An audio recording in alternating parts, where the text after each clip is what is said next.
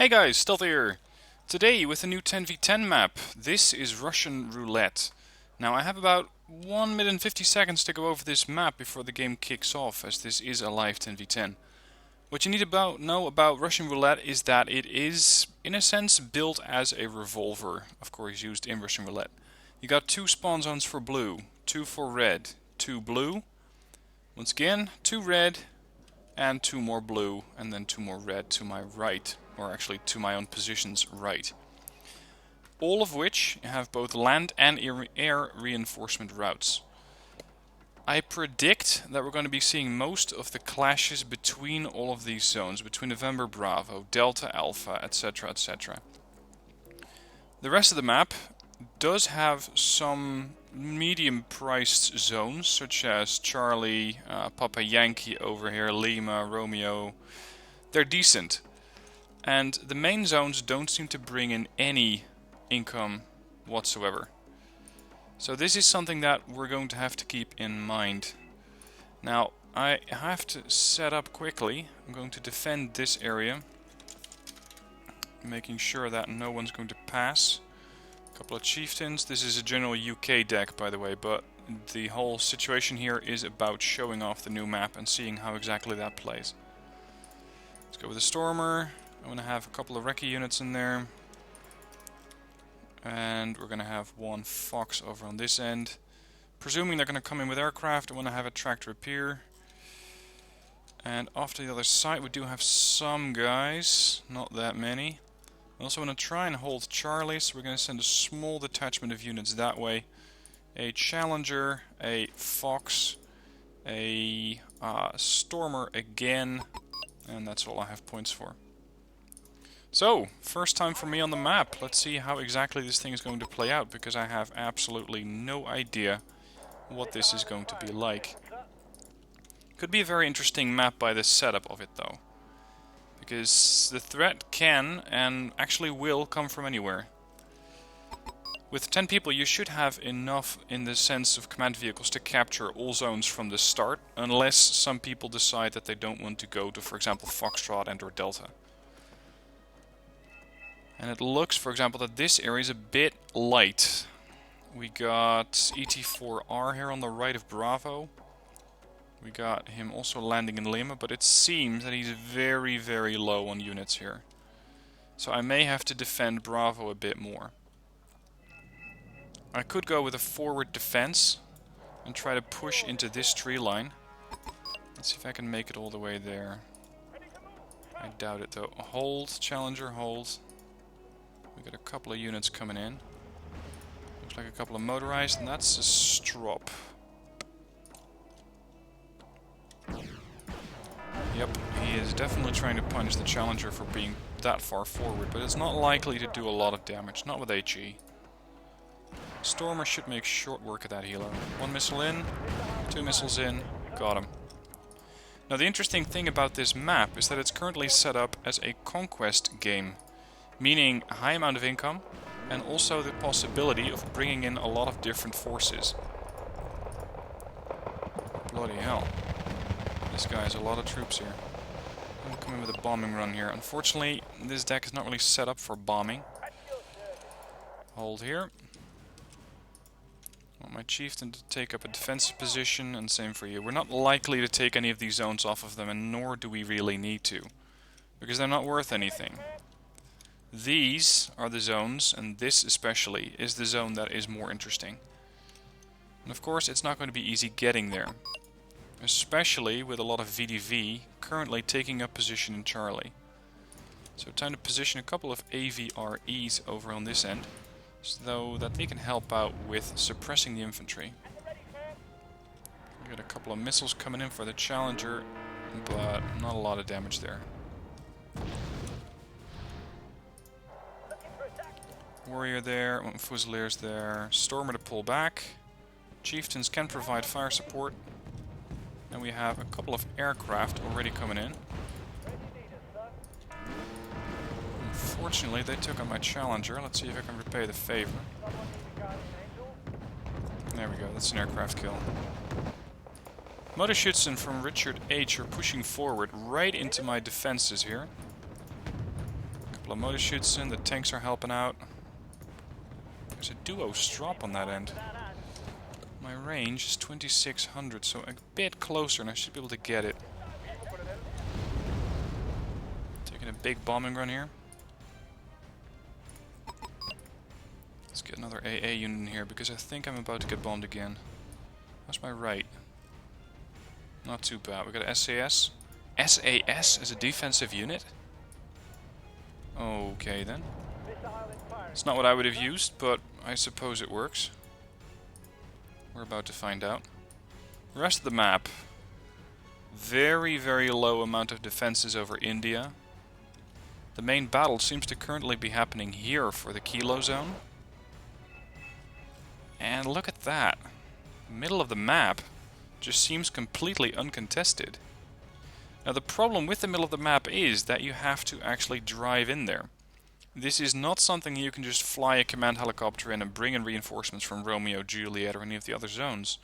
You have to get in with just a standard assortment of troops if you want to get it. There's no other way of doing it. And actually I want to have a look at what is going on here. So let's send a couple of SBS guys forward. Try to get spots on Juliet, Papa Yankee, and potentially find the CV and Papa there. There is the opposition. Let's get there as quickly as possible, because Hussars and even Rima against LSTRs, not a good situation. This map, in case you're wondering, is a free map. It is something that has been downloaded, or should have been downloaded automatically, and as such you don't have to pay anything for it. It is, however, only available as a 10v10 map. There's no smaller version of it, meaning that this is it. This is the only version that we're getting. Now here we go. Red has captured Papa Yankee. Not exactly sure which route they took, but they got plenty of options, and I presume that they may have come through Papa here. So that would make it a likely approach. And the CV might be somewhere on this end.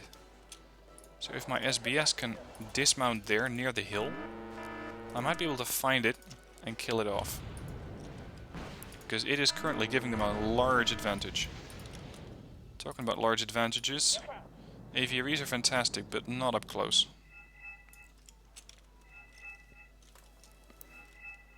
A couple of defense markers going up. I have to be constantly looking around, seeing exactly where the threat is, what is likely to develop into a trouble zone, and I don't know the map that well yet, so it is just as much of a trial run for me as it is probably going to be for you, either one of these days or today.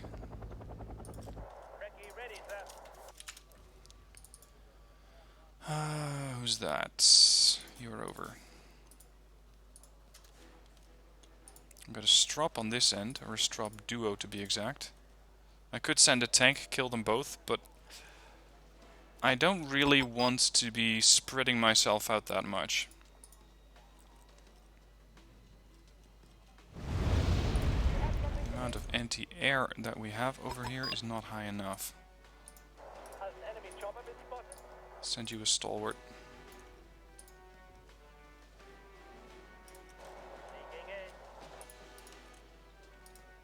Look at that. Red is at a +6. They captured Papa Yankee, they captured Romeo. We're gonna have to do a bit more aggressive reconnaissance here. And prepare to start sniping command vehicles. So let's get 2 AS-90s. You could call that overkill, but it's just good fun with artillery. There's a WZ-551 duo, which means we're likely to face Chinese motorized infantry. Although these guys weren't that high in the veterancy department, just 2. Okay, if I was to come in from November and Mike, and I wanted to place a CV down, I would probably put it in that tree line. However, I am a bit in trouble here with my SBS. Shit. I found him. Or maybe I should say I found them. those 551s come in, it's going to be a painful situation for my guys.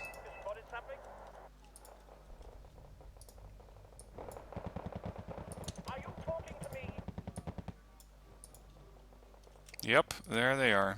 551s. And something else. What is that? AA. More AA. Split these boys up.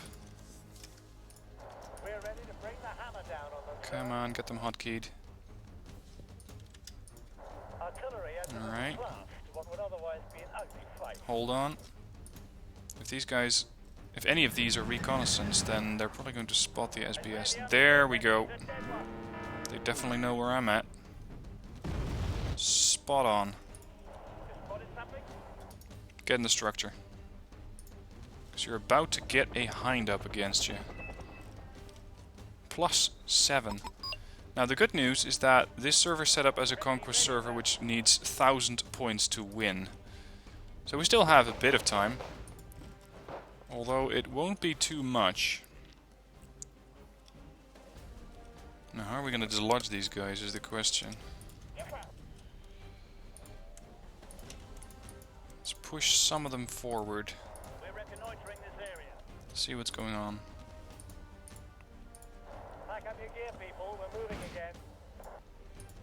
Surprisingly, the SBS have survived down the middle. I was really expecting them to go down. Oh, we're not done yet. 20 Zanshi. Definitely plenty of targets here. Let's get the arty involved.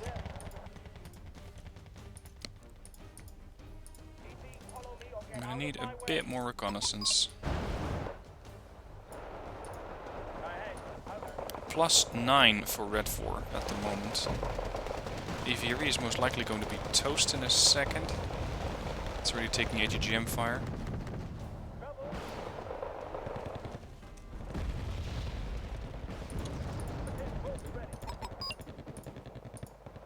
Push forward a bit. I have plenty of points, so I should be able to mount an assault here.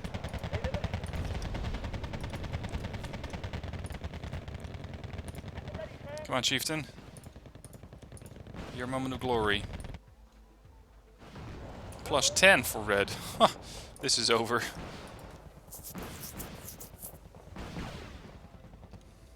And to be honest, I don't mind. I just want to have a good look at the new map. So when it's over, I can then go into the replay system and have a look at what actually is going on here. What kind of situation you should be on the lookout for. What you could be expecting on the new map and how you could be handling it. LSTRs took a decent beating here, but they're not dead enough. Hold on.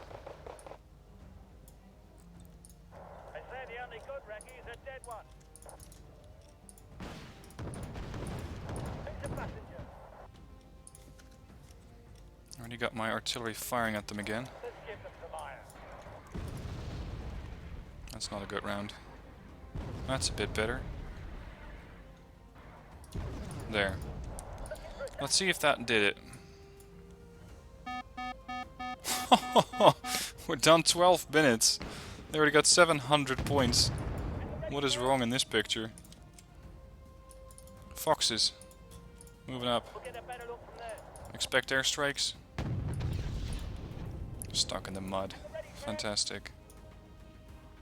Quite a few Red 4 boys over here.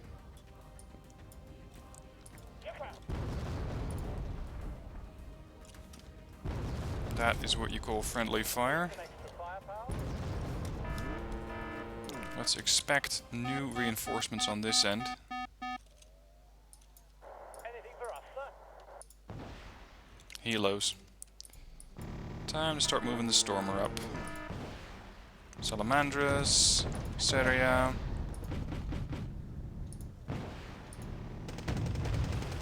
I'm playing like a total donkey today, but that's okay. This was never going to be a serious game. Come on. Get in range, kill the helicopter off. Be quick about it. won't be anything left here. That was a seed aircraft. Yep, Fibow.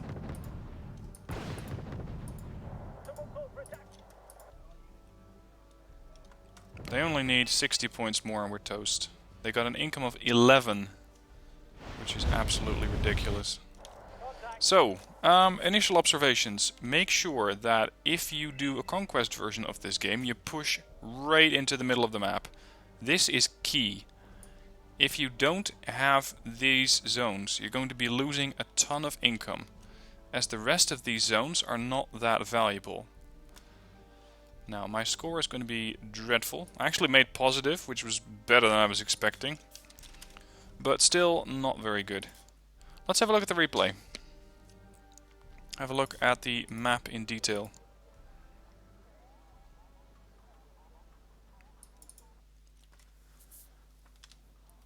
I'm not sure Conquest is the right version for this map. And moreover, you have so many different areas of approach. I think that that could be a problem. You know, Asgard as a 10v10 is just pretty straightforward. In Asgard you have basically a rectangular field. I'd say it's maybe half the size of this. And with it you just have a couple of corridors. You have basically one corridor over there, one over there, which usually get healer rushed on either end. You got the area in the middle for fighting. Then you got a couple of, well, hillsides where you can go with vehicles. This thing is something entirely different. You just have so many more vehicles here. So many more areas, so many more roads, and so much more to capture. And even in a zoomed out feature, this thing is almost too big to get on screen in one go. It is just that large. That will also impact some decks. As with all of the large maps, Blue Dragons come to mind as a deck that may struggle with maneuverability, as you're going to run out of fuel. Those decks are just notorious for doing that. Some of the Israeli units, which don't quite have the maneuverability that is up to, let's say, 400 to 500 kilometer range, they might also get themselves into trouble. So make sure that your units are not stuck. Otherwise, they are not going to be, or if they don't get any fuel, they're not going to go anywhere. Anyway, let's have a look at the map in detail.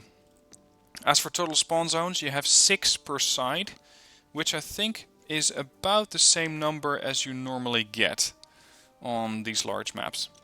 The difference is that all of the maps, or all of the zones, are also reinforcements for air routes.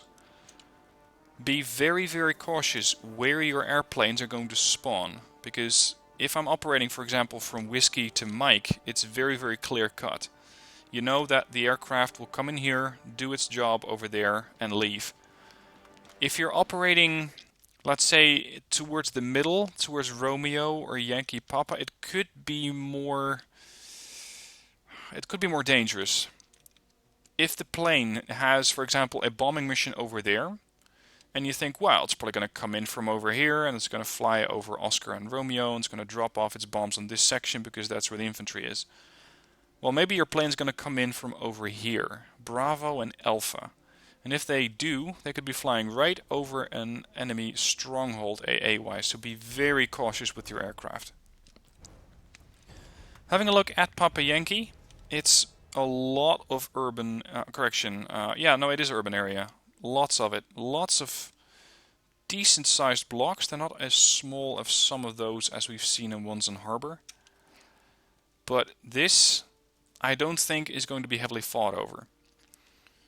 I think that if they want us to fight over this map a bit more, then they could have made the Romeo and the Juliet areas reinforcement zones. And I'd say take off one Blue 4 reinforcement zone or one Blue 4 spawn and one Red 4 spawn and just relocate them there. Not as in zones that are immediately captured, but zones that can be controlled. So you're going to have a bit more of a fight in Papa Yankee, which does give units that are not that good out in the open, such as motorized deck, a bit more of a job on this map.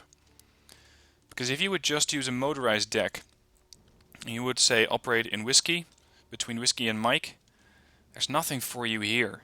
There's just a bit of tree lines. This, I'd say, is more diverse and more suitable to tanks and mechanized units. Helicopters are also going to have a pretty good day until they run into a tree line here, which basically means that any tree line could hide AA. To the other end, we have X-Ray, Sierra, and Uniform. Moving from X-Ray to Uniform is not going to be easy. They have an industrial lot right next door, and they can stack some ATGM units in there. Stack some ATGM units in here, recon over there, and you have a basic large area of control over this region.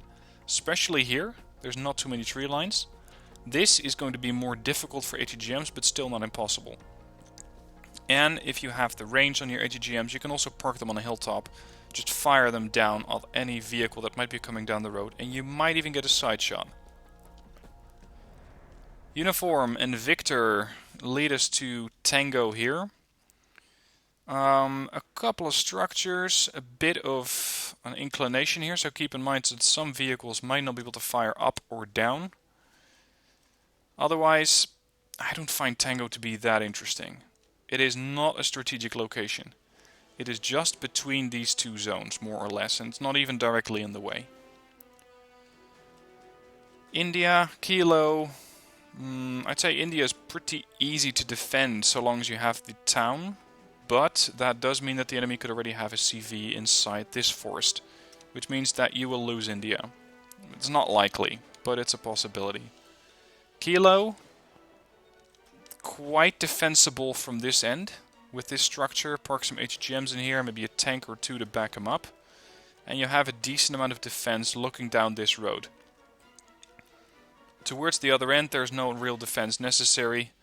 But if Red, for example, would capture this zone, they could then use these two buildings as a temporary stronghold while they're massing infantry to push through this tree line, put a CV in there, and neutralize India as well. So I could see that as a problem. The road from India to Fox. Quite a few forests again. Basically a very, very straight road. A little bit of hillside terrain here. A couple of mountains that you could once again park, for example, a reconnaissance unit on. Just imagine what a couple of, let's say, fern spares will be able to see here without being detected. It's a fantastic lookout position. Also a very, very good position for some AA infantry.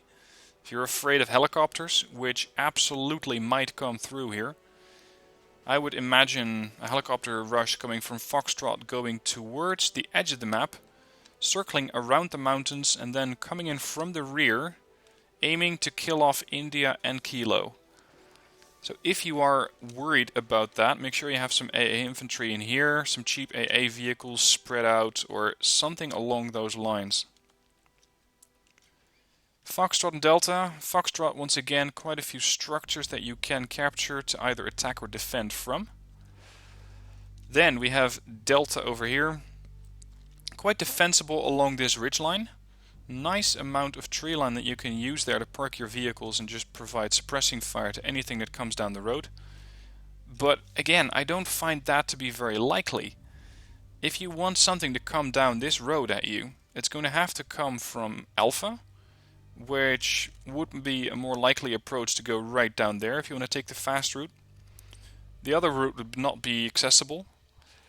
Or you'd have to have some unit that came down from Kilo or India, coming right along this road. If it were Japanese, potentially running out of fuel when they reach this town, and then come up here, which again is not too likely.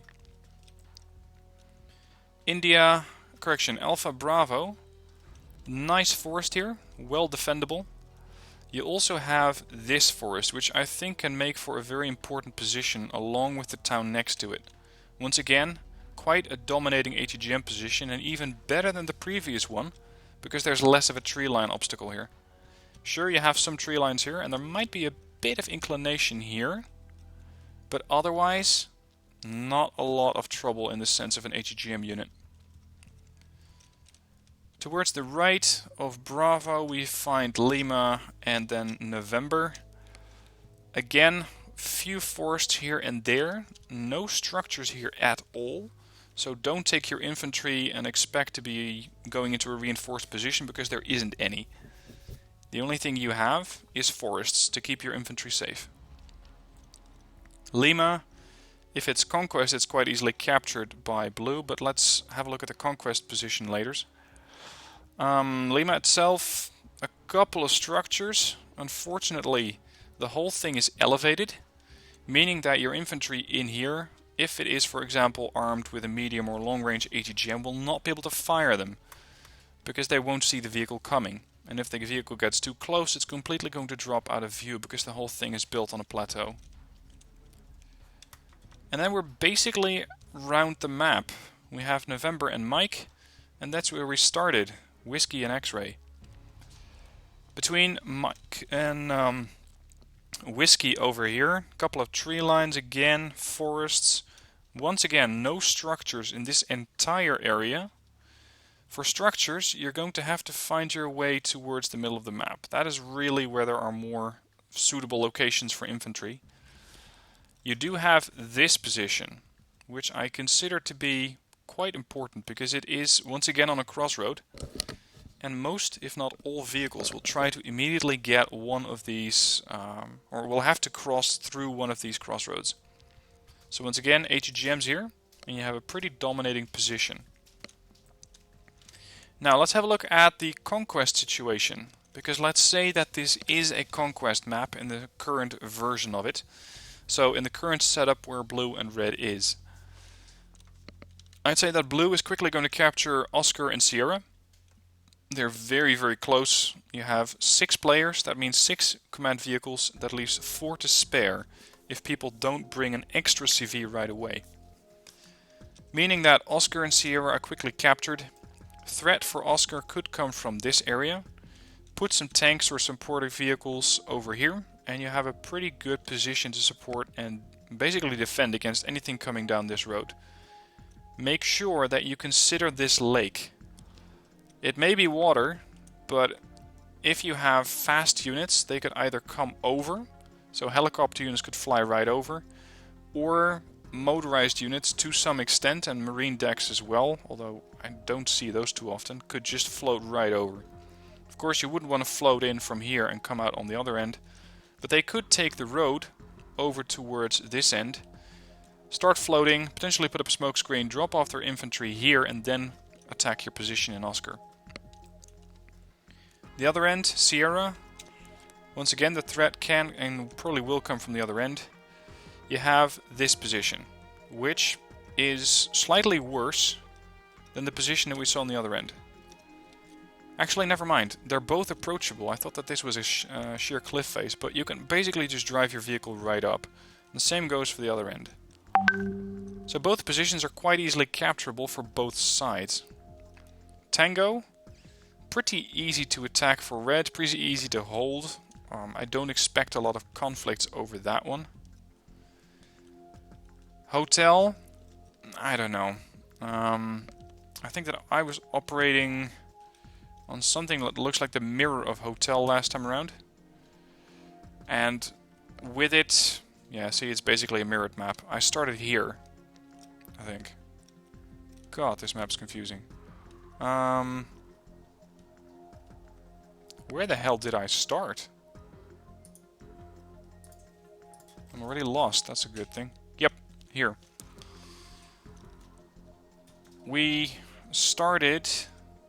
No, this is my CV. Sorry guys, I'm getting completely confused. Papa is basically a mirror zone of Kilo and Hotel on the other end. These zones more or less have the same shape too, they just have different contents. Anyway, I was talking about these zones. Papa is quite defensible for the player who comes in from this end. You have a nice tree line here that you can use to suppress anything that comes down this road. You have a couple of structures, even... No, this is not a structure. It may look like a structure, but it's not commandable by infantry. So you do have these structures. Quite nice to hold that position. Not too difficult to defend, I'd say. Let's have a look at the inner zones. Romeo. Again, it is on a plateau. keep that in mind, because it will impact your units. 2 access roads directly from Oscar and Sierra, which basically means that blue can drive right in. Red, not so much. If you want to capture Romeo quickly, I recommend you take the road down to Papa and then pop around, or just fly your helos right over and dump your infantry on this end. With it, you can mount a pretty good defense in these structures. Sure, you will take some fire from the tree lines, but they are so close to the buildings that you can quite easily wipe those out. And Yankee Papa, well, I already went over it. It is, I think, an interesting zone, but I don't see it being fought over that heavily, because it is quite far away from everything. And that is the thing that I think they did better on Asgard. On Asgard you have these reinforcement zones that are a bit closer. And this map, in its current state, just doesn't have that. So I think that there could be an improvement if you use Romeo and Juliet as reinforcement zones, to make sure that the battle in Papa Yankee is going to be a bit more consistent. Instead of just having your units drive in, see them get killed, and then forget to bring new reinforcements. Potentially wasting your stuff and just waiting forever and potentially giving up on this zone altogether. For Conquest though, I would say get it as early as you can. It is absolutely critical because it is the only +3 zone on the map, and therefore very, very valuable. Now take note that the current version is a Conquest map that I'm looking at. The Destruction version will probably not have too much going on in Papa Yankee. It will probably bring in quite a large amount of income, points-wise, for your vehicles. But it's, I don't know, it's too far out of the way. You already have multiple attack areas. I mean, with 6 spawn zones, you have conflicts there, there, there, there, there, and there. And that's if everyone holds their zone. If a couple of players decide that they want to gang up on something, for example, you have a couple of players, let's say here, in Bravo, who decide to gang up, then they could pretty easily push towards November with the 3 or potentially even 4 of them, and start taking out spokes of this web. Because with November gone and Mike gone, they have a larger area of the map, but your entire attacking force is going to be in Mike. Meaning that if you want to get to the next objective, you're going to have to take a ton of fuel with you. And once again, I think that that is something that they did better on Asgard. It's a bit less of a domino effect than you have in Asgard, where if you lose one zone, you're likely to lose all the others too. But it also makes the gameplay a little less dynamic, in the sense that you have an attack. That's, for example, attacking, or an attack force that's going towards November and Mike. They're done, they killed everything, you secured the zones, and then your attacking force is in the middle of nowhere. It's not even close to a next zone of conflict, which means a lot of work, a lot of time lost, and unless you're using helicopters, not a lot of flexibility in the sense of how quickly you can relocate. So I consider those to be potential problems with this map. But I'm now going to give the mic over to you. Let me know in the comments what your thoughts are on this map. Have you played it yet? If so, what are your thoughts? Are they going to be maps that are played a lot? Is this a map that you'll try to avoid? What do you see as potential threat areas? Let me know in the comments. I'm really, really looking forward to seeing your comments and your thoughts down below. Thank you for watching. I hope this was useful. A quick look at the new Russian Roulette map. And let's see what the feedback is. Let's see if Eugen decides to change those zones anyway. And of course, a shout out to Eugen for actually bringing us another new free map. Wargame has been out for 2.5 years and they're still releasing free packs every now and then, which I think is great. So keep it up, guys. Thank you for giving us a new map. And with that, it's the end of the video, so thank you for watching. Let me know what your thoughts are down below, and I'll see you soon for more videos.